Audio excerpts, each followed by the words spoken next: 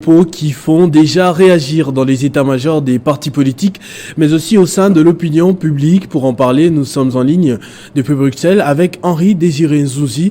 Il est expert en politique extérieure. Bonjour, dites-nous, l'ONU renvoie la balle à Kinshasa. Comment expliquer cette indifférence du Conseil de sécurité face aux violations de droits de l'homme, de droit international par le Rwanda? Qu'est-ce que cela voudrait insinuer? Alors, je vous dirais que c'est assez surprenant d'entendre ce genre de déclaration pour deux raisons. La première, c'est que jamais Kinshasa n'a fouillé ses responsabilités en la matière, que du contraire. Et d'ailleurs, tout le combat qui a été mené au Conseil de sécurité pour faire lever les fameuses notifications ont abouti. Donc, ça montre bien que Kinshasa était soucieux de trouver une solution à ce niveau-là. Maintenant, les Nations Unies et à travers elles, le Conseil de sécurité. Tout de même, cela fait plusieurs mois que le Conseil de sécurité a des rapports attestant de la responsabilité du Rwanda. Et que fait le Conseil de sécurité? Il ne prend même pas la peine de l'examiner. Alors, en matière d'irresponsabilité, je souhaiterais que l'on puisse regarder dans la bonne direction. Et je pense que c'est faire injure aux Congolais que de faire ce genre de déclaration à partir du moment où il y a, bien évidemment, de la part des autorités congolaises, je dirais, l'ambition, mais également les moyens qui sont mis en œuvre pour parvenir à une solution, mais ceux qui sont censés faire respecter le droit international regardent ailleurs, et ce n'est pas normal.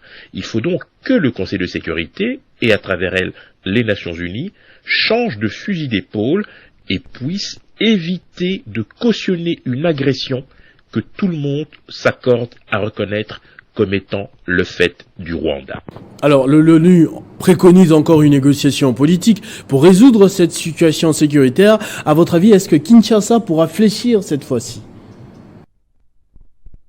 Exhorter Kinshasa au dialogue, c'est tout simplement valider la thèse de non-agression. Ça veut dire que on ne reconnaît pas la présence des troupes rwandaises en RDC, on ne reconnaît pas le soutien du Rwanda au M23 et on demande au gouvernement congolais de négocier comme cela aurait été fait dans le passé avec un groupuscule. Écoutez, tout ça n'est pas très sérieux.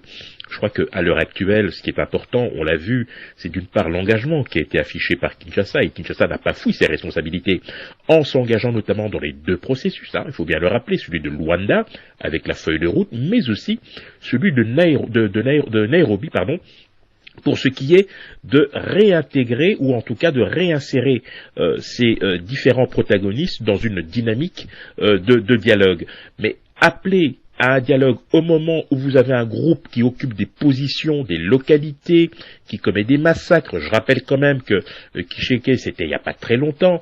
Je pense qu'il faut, à un moment donné, revenir un peu sur terre et ne pas continuer à accabler la RDC et son gouvernement, qui ne fait qu'une chose, exercer souverainement et librement le droit à se défendre, mais un dialogue à n'importe quelle condition, c'est hors de question, parce que cela ne ferait que cautionner et valider ce que Kigali s'emploie à dire depuis plusieurs mois. À ce niveau-ci, je pense que Kinshasa devrait maintenir la pression et ne pas se laisser distraire par des déclarations qui, en réalité, montrent que certains semblent visiblement totalement hors sol et hors contexte.